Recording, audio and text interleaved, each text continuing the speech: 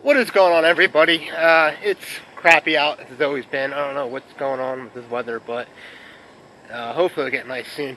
We're going to go ahead and jump in the Scat Pack back there. I want to talk about the Demon, or really I want to talk about why people don't run the times they think they're going to run, or why you see such a different fluctuation in times, whether it's quarter mile or 0 to 60 in cars, whether you're reading magazines, whether you're watching reviews. You'll kind of notice that there's like a big scatter between the way people run times. I'm kind of bringing up the Demon because it's sort of a hot topic for the obvious 965 that Dodge claim that I don't think it's been done or duplicated yet by a owner of a Dodge Demon. So let's go ahead and jump in the Scat Pack right there, and let's go talk about this, guys.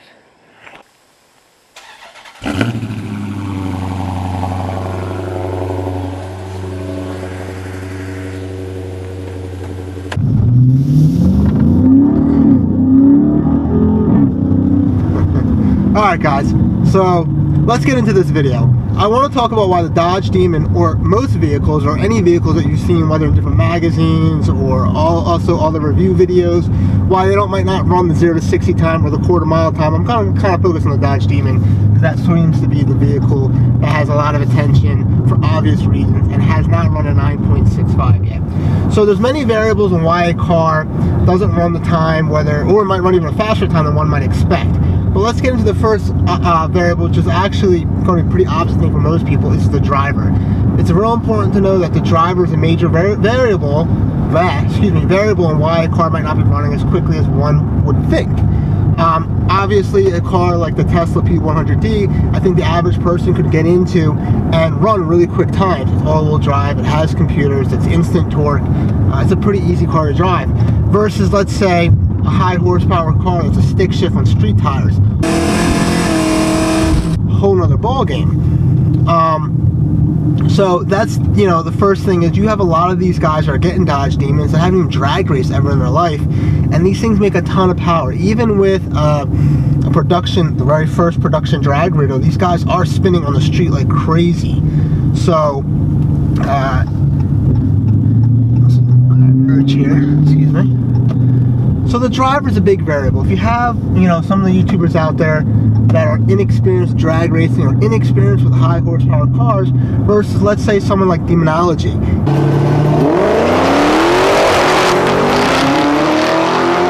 He's out there snatching souls and just really, really doing, I think, Dodge really well.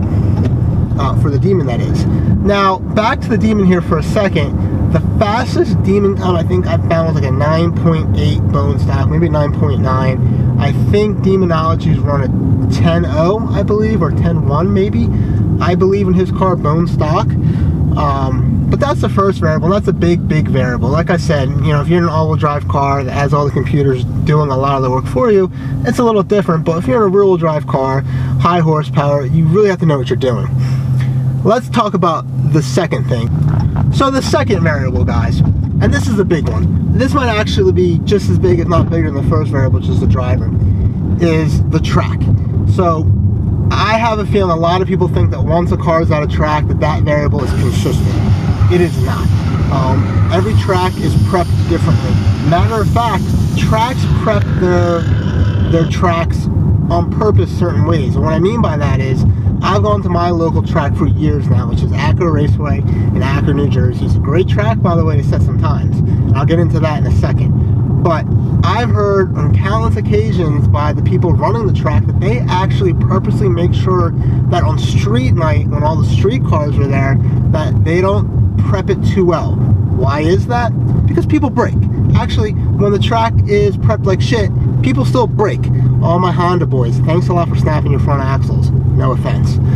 Especially the rotaries. Oh my god. Everybody's always braking, and the track is like not prepped that well at all.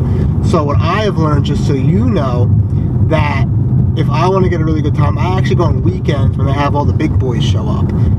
That's when the track is prepped like crazy. I've gotten my bone stock Mustang back in the day, 300 horsepower, down to a 1332, which I know is like laughable right now in today's times. But back then, you gotta understand that was very fast, and it was one of the fastest times ever produced from a bone stock 2006 Mustang GT. and I'm an okay driver, but there's two big variables right there, and it's going to lead into my next one. Is the track that day was prepped insanely well. I remember just revving it up and dumping the clutch, and the car was just grabbing. Like, I was actually getting nervous. I was like, oh man, I might break something. That's how well this track is prepped. So I think I was cutting a 1/860 foot for like a 300 horsepower car with crappy gearing, stick shift. That was actually really impressive. So the second part of why I ran such a good time in the Mustang at that time, which is going to get into the third variable, was the DA. The DA at that track is so low, it's insane. So what is DA? DA is density altitude. It's the air density given at a height which is the mean above sea level. Layman terms essentially is closer you are to sea level, more condensed the air is.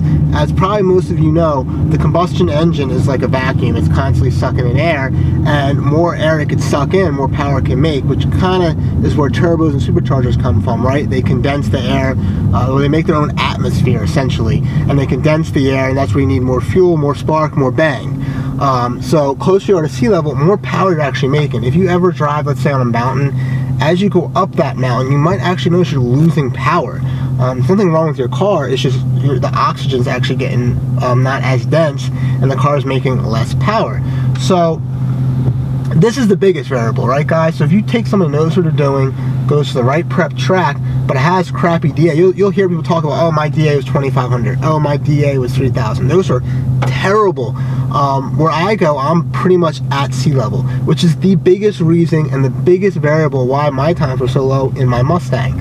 And we're not talking about a car with 800 some horsepower. So that is the reason why you might see, hey, Motor Trend tested the 2017 Camaro ZL1 and ran this 0 to 60 time, but this other magazine ran it even a faster time. Or, you know, you might go to the track with high DA levels with your car and run, you know, 11.5, and you can't figure out, you know, why other people are running 11.0s. Or you're comparing, you know, this is the problem with the internet, right? Everybody's comparing, well, this car runs this, and this guy can run this time, and nobody, it's just, there's not enough education out there on the variables and what changes things, and why it's not as easy as you would think to run certain times, especially Dodge. We all know at this point that Dodge's time at 9.65 that nobody, no owners run yet, is with a professional driver. That's my first variable, remember? On a track that was prepped by a bunch of guys, I believe according to Demononlogy, called mass traction. So the track was prepped perfectly, and most likely they were at a track that had an insanely good DA level. So those three variables will give you the 9.65. I think someone eventually will get there, but it's going to be like in November. That's when I ran my really fast time. Everything has to be like perfect. The other interesting thing is a lot of factory cars, when the motor is cold, actually the computer will recognize that, and I guess either the timing or something in the tune will change, that your car actually makes a little bit more power when it's like just started up, obviously. Like when you let your car cool down for a while, that's like the other trick, if you will. So guys, those are the three big variables on why the Demon hasn't run a 9.65 yet, or why you see such a different fluctuation in times on the same car with different magazines and different channels, and it leads into a lot of arguments. Oh, the Demon's slow. Oh, the Camaro this, or Corvette that, or Mustang that, and but nobody knows what they're talking about. Nobody comprehends that. So I hope this video helps. I hope it makes some sense and it sheds a little bit of light into the situation, especially the Dodge Demon. And that's also why, by the way, a lot of car manufacturers give you more of an average time, why they might be underestimated a little bit. And that's why some magazines run faster times. Dodge went ahead and they said they gave you a best case scenario, which is part of the marketing, you could argue. So